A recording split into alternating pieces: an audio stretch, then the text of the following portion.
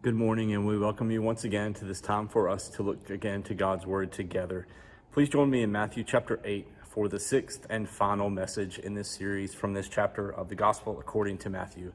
This morning we'll begin in verse 28, and we're going to look this morning at frustration with liberation. Frustration with liberation. You think, who in the world could be frustrated with the concept of liberation? Well, we'll see this morning.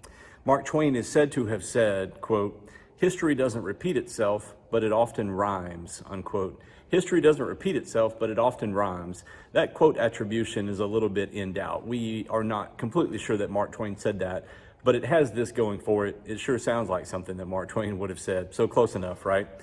We see echoes of the past into the present.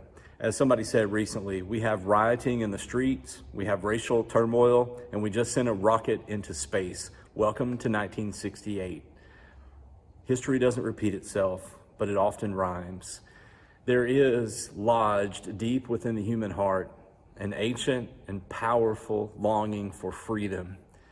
We feel it within ourselves, we sing about it, we write about it, we celebrate it, and sadly, we often suppress it when we see it in others. It is human nature. Abraham Lincoln signed the Emancipation Proclamation guaranteeing the liberty of slaves in rebellious states on January the 1st, 1863.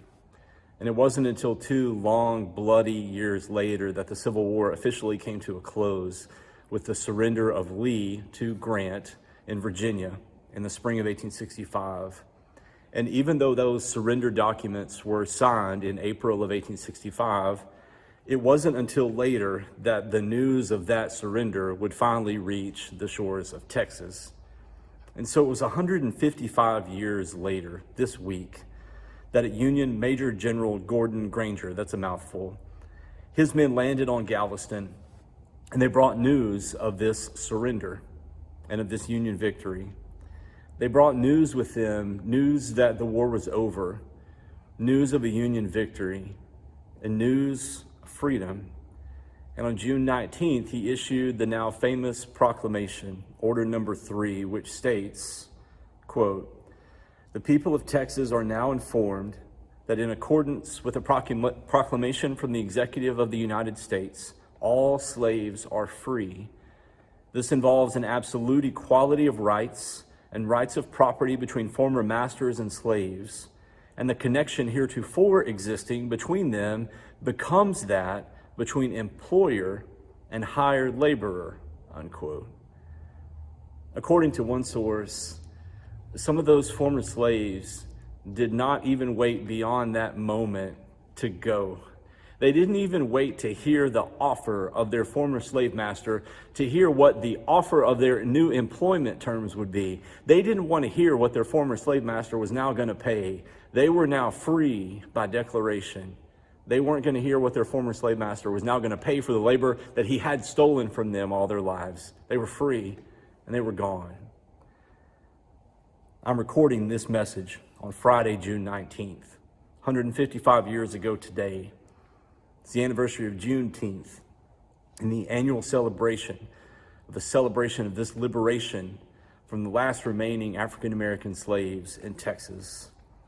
Why was there such a long gap between Abraham Lincoln's Emancipation Proclamation of New Year's 1863, the end of the war, and then Juneteenth in 1865?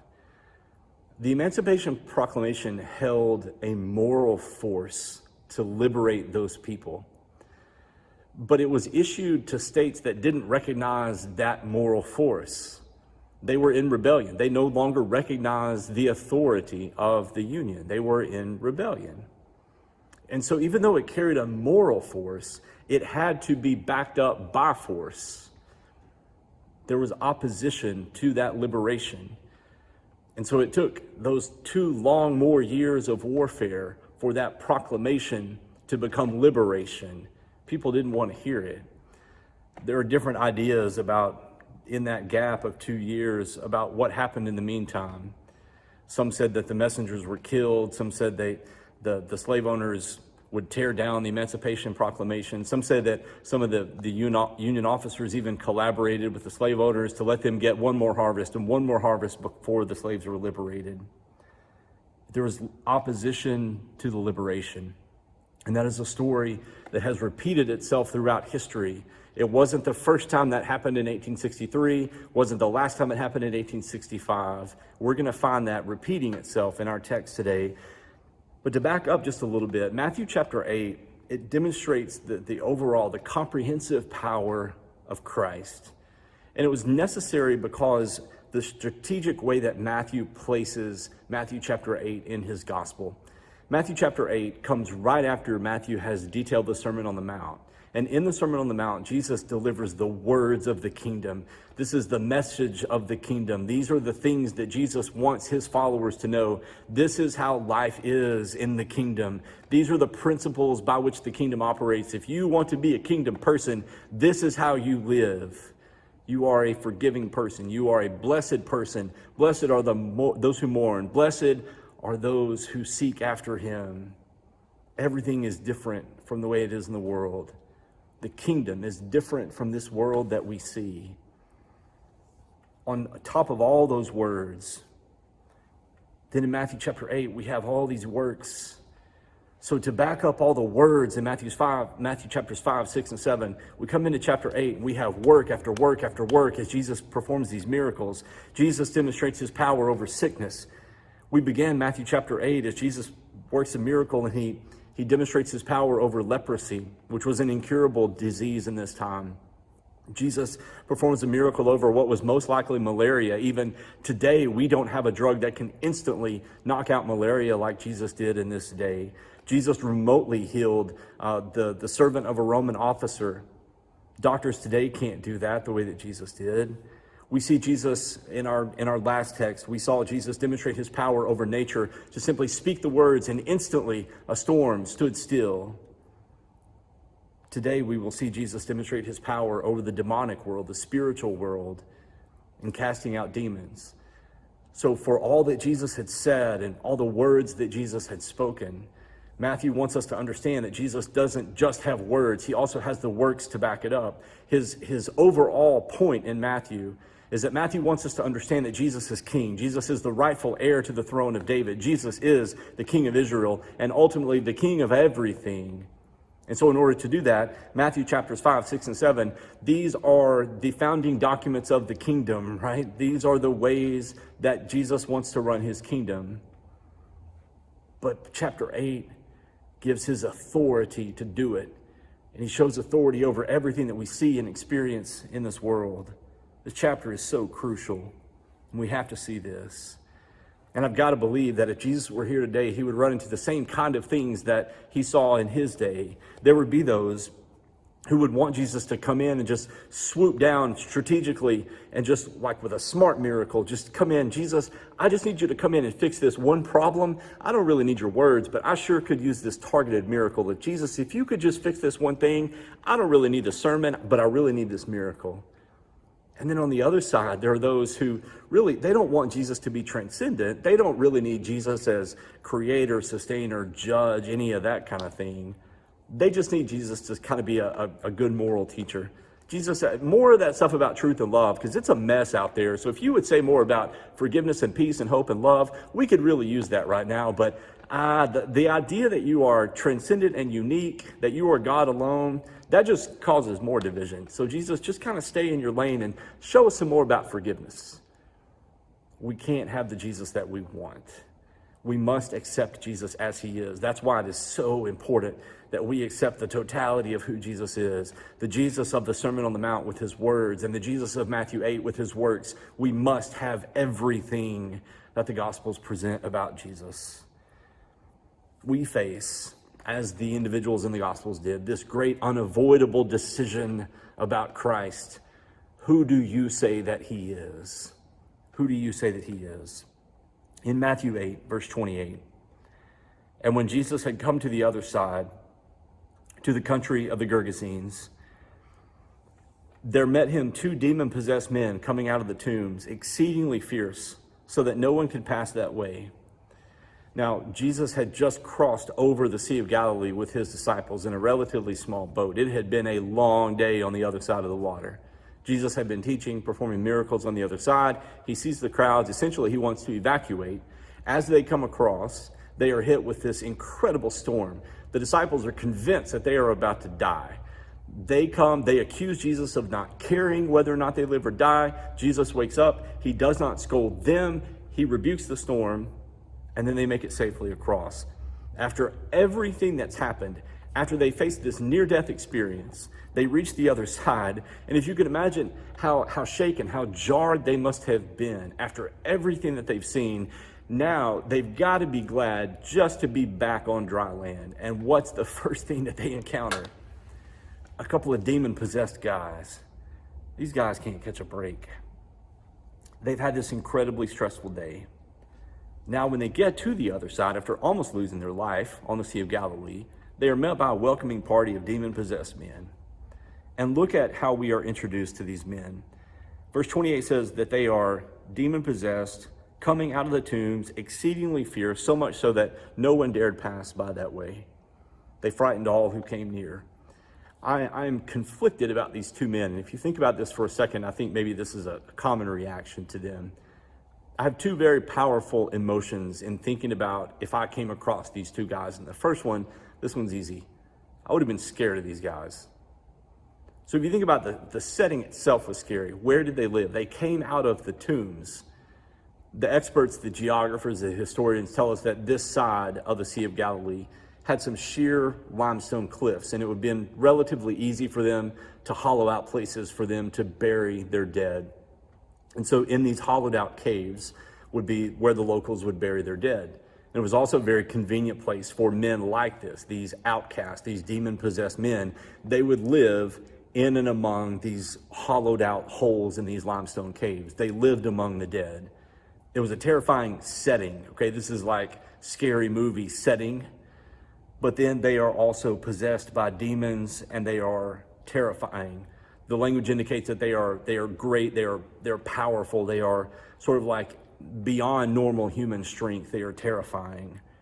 So our normal human reaction to that is we are going to be scared because of their presence and the setting of where they are. But if we can zoom back from that just for a second, and if we can settle down that first reaction, here was the other reaction that I had, that if you can calm down for a second, is equally as strong, if not stronger, is that I'm brokenhearted for these men, and this is why. And I don't remember having this reaction to these men before, and I don't know why I had it this time, but the longer I sat with this text this week, this is what I came away with. These men had not always been this way. We will learn that. We can infer that from later in the text. These men had families. Somebody loved them. They were not always like this. And so I'm certainly no expert on this, but they were image bearers.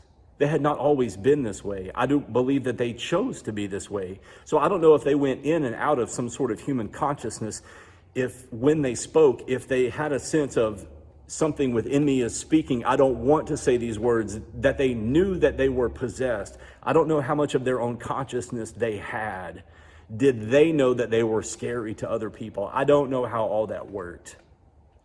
But I do know that they were image bearers, made in the image of God, living a life that nobody would want to live, cast out from society, and they were completely terrifying to other people, living a life that no one would choose to live. Voices came from them that they may not have even been able to control. In verse 29, these voices cry out, and suddenly they cried out, saying, "What have we to do with you, Jesus, you Son of God? Have you come here to torment us before the time?" You see, these demons knew exactly who Jesus was. They knew exactly. You see, it's interesting because our last text ended with these disciples asking, "What manner of man is this?" In verse 27, who can this be that even the wind and the waves obey him? The disciples are still trying to settle on, wait a minute, who is this? What kind of power is this? The disciples themselves are still trying to settle in on this. Who is this kind of Jesus? We don't understand. We're seeing this, but we're still trying to process this. The demons don't have to ask this question. They know exactly who Jesus is. In verse 29, suddenly the demons cried out and said, "What have we to do with you? Have you come here to torment us before the time?" They knew that there was an allotted time during which they would be able to come and to wreak havoc on this earth, And then there was a fixed amount of time after which they were going to be dealt with, that ultimately they were going to be overpowered and cast out forever. Their fear was that their time was up. In verse 30, now a good way off from them was a herd of many swine feeding. So the demons begged Jesus, saying, if you cast us out, permit us to go away into the herd of swine. And Jesus said to them, go. And when they had come out, they went into the herd of swine. And suddenly the whole herd of swine ran violently down the steep place into the sea and perished in the water. Pastor writer David Guzik says about why specifically the demons entered the pigs. He says this, quote, the fact that the demons immediately drove the swine into the sea and destruction, it helps us explain why Jesus allowed the demons to enter the pigs. Because Jesus wanted everyone to know the real intention of the demons in the first place. The demons wanted to destroy the men just as they did destroy the pigs. Because men are made in the image of God, they could not have their way as easily with the men, but their intention was just the same, to kill and destroy, end quote.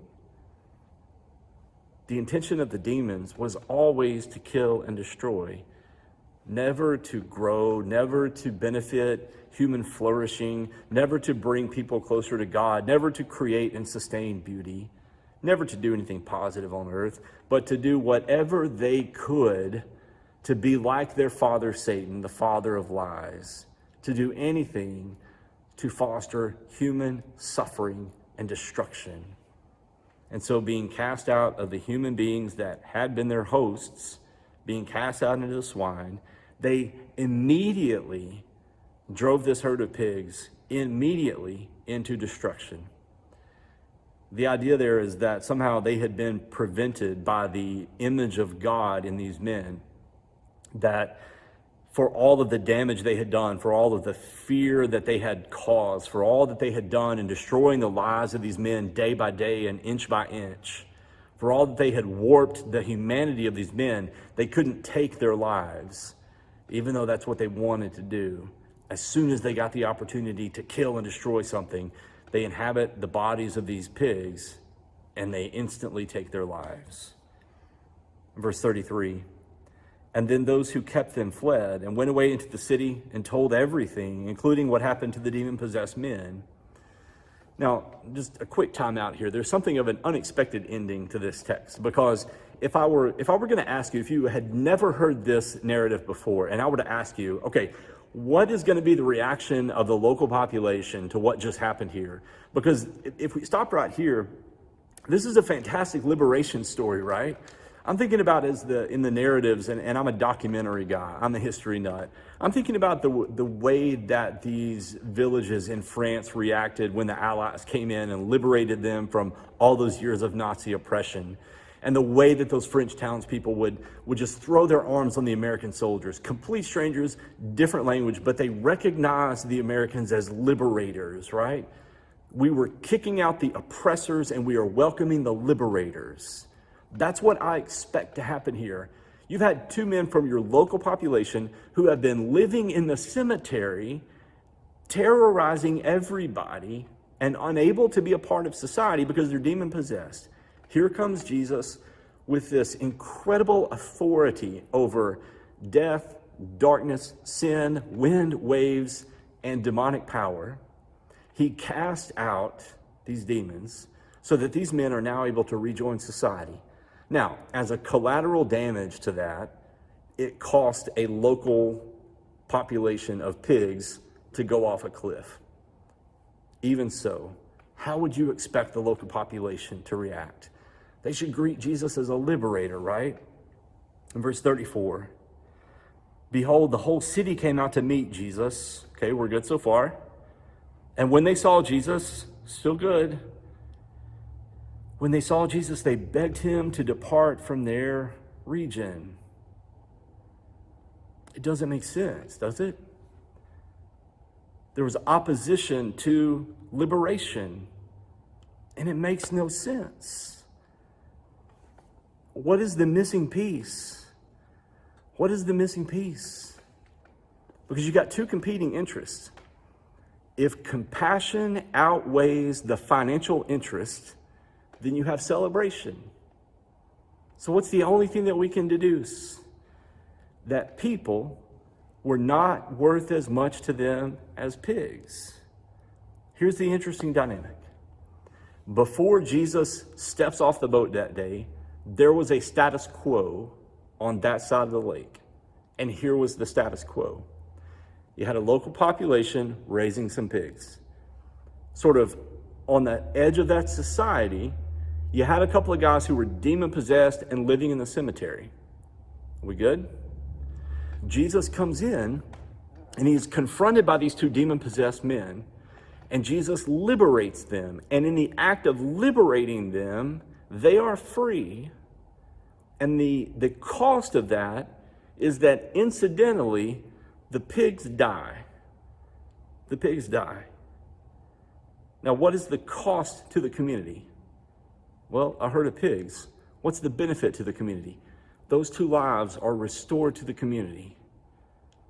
The compassion of those two men rejoining the community, it should outweigh that cost.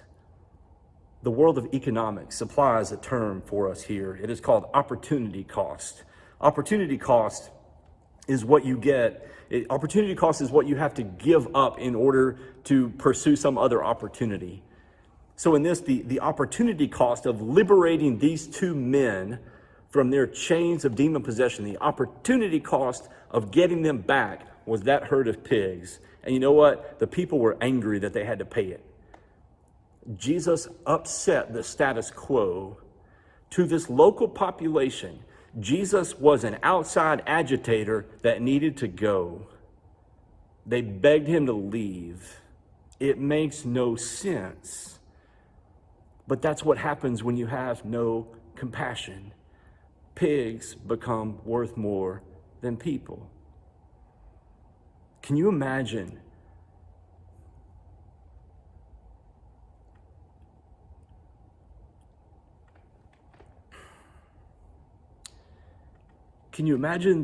the message that it sends to the guys who had been liberated? That they go back into the community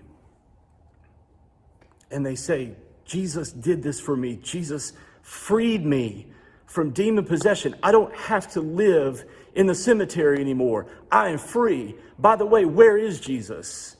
And the people in the town say,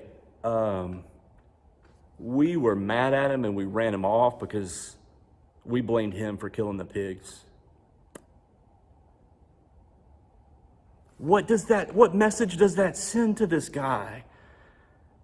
In other words, really to him, we wish that it was back the way that it was. If we could, we would rather have the pigs back and you go back to the cemetery. We would rather have the pigs back and you have the demons back. Jesus just messed everything up. He is just an agitator from the outside. We wish that he had never come here. That's why we asked him to leave. Do you see how hateful this is? And it wouldn't even be the last time. Because almost the same thing happens in Acts chapter 16. In Acts chapter 16, in verse 16. Acts 16 and verse 16.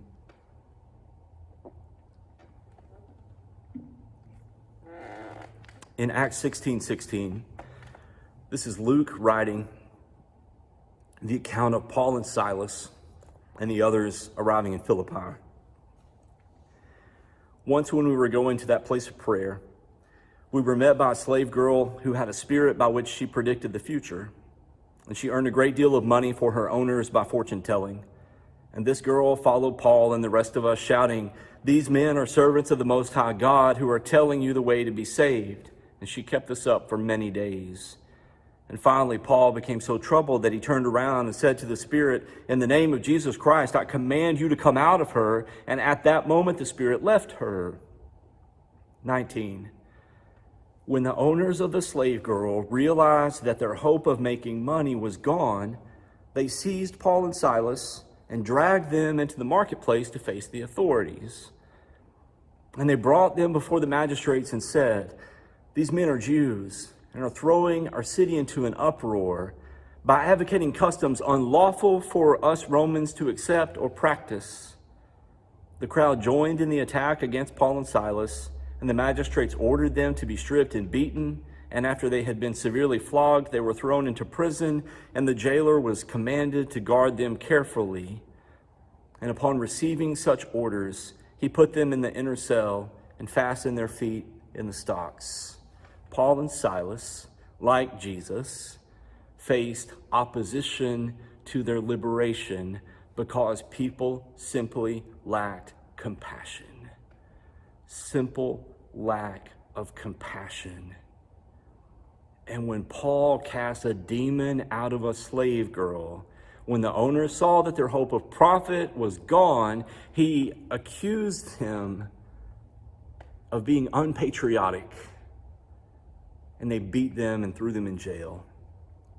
They were un-Roman, advocating such un-Roman customs as liberating a slave.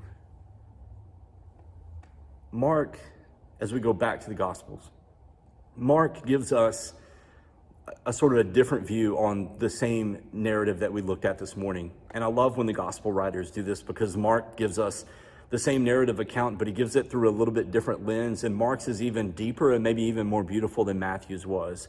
So if you look back at Mark chapter 5, this will be our last scripture for today. In Mark chapter 5 and verse 14, this is Mark's take on sort of the end of that passage, more about the man who was liberated. Mark chapter 5 and verse 14. And so those who fed the swine fled, and they told it in the city and the country. And they went out to see what it was that had happened. And then they came to Jesus and saw the one that had been demon-possessed and had the legion, sitting and clothed in his right mind. I just want to stop there for just a second. Mark adds that one little layer, that this man who had been formerly possessed, now all of that darkness is gone. And when the people come out, they see him, the one who had been himself so troubled, but now liberated, is sitting and clothed and in his right mind. He is back to his former self. And notice the reaction of the people. Mark says in chapter 5 and verse 15, they were afraid. The people were afraid. They weren't afraid of the man anymore, because that danger was gone. Now they're afraid of Jesus and his power. In verse 16, and those who saw it told them how it happened to him who had been demon-possessed about the swine. And then they began to plead with Jesus to depart from their region. And when he got into the boat, he who had been demon-possessed begged Jesus that he might be with him. However, Jesus did not permit him, but said to him, go home to your friends and tell them what great things the Lord has done for you and how he has had compassion on you. And he departed and began to proclaim in Decapolis and all that Jesus had done for him, and all marveled. And everybody marveled. The man was so grateful that he wants to become instantly a follower of Jesus and go anywhere and spread the gospel. And Jesus essentially says, no, you stay right here. This will be your mission field. Everybody has heard about you. You stay here and you tell. And the man did exactly that, not only in his city, but also to the whole region. And so I want to leave you with some thoughts this morning, some thoughts to wrap up this text. And in light of this text, in light of what we are experiencing right now as a culture, in light of today, which is Juneteenth, first, let us learn. Let us learn, not from our culture, not by way of default from what we're handed down from generations around us. Let us learn from Christ how to see people. Because our human default reaction, if we had been there, we would have been terrified of this person. Jesus looked on him with compassion. Jesus looked at people as sheep without a shepherd. As we looked at this person, we probably would not have seen a sheep. We would have seen a demon. Jesus saw the soul that was tormented by an outside force beyond his control, and Jesus liberated him from that. We would have avoided this person, but Jesus liberated him. We would have labeled him, but Jesus loved him. This man was not inherently evil. He was occupied, and Jesus freed him. And when that man was liberated, He became a powerful evangelist. Number 2, not everybody is going to be happy when other people are freed. And it's a sad thing that we see throughout Scripture, and we see it throughout human history. Not everybody is in for the flourishing of all people. Sometimes there is an opportunity cost to you when other people do better. That was the case in our text today. There was a cost to this population. I don't know why that was. I don't understand it. Jesus could have allowed those demons to go anywhere. But for some reason, in his providence, he allowed it to go. David Guzik said it was a powerful object lesson. The people needed to know how destructive these demons were, so they went into the pigs died. The people could see how exceedingly evil these demons were. That's a great explanation. There was a cost. But you know, the sad thing is that for a lot of people today, for whatever reason, they are against the flourishing equality of all people, and there's not even a cost attached to it. I do not understand.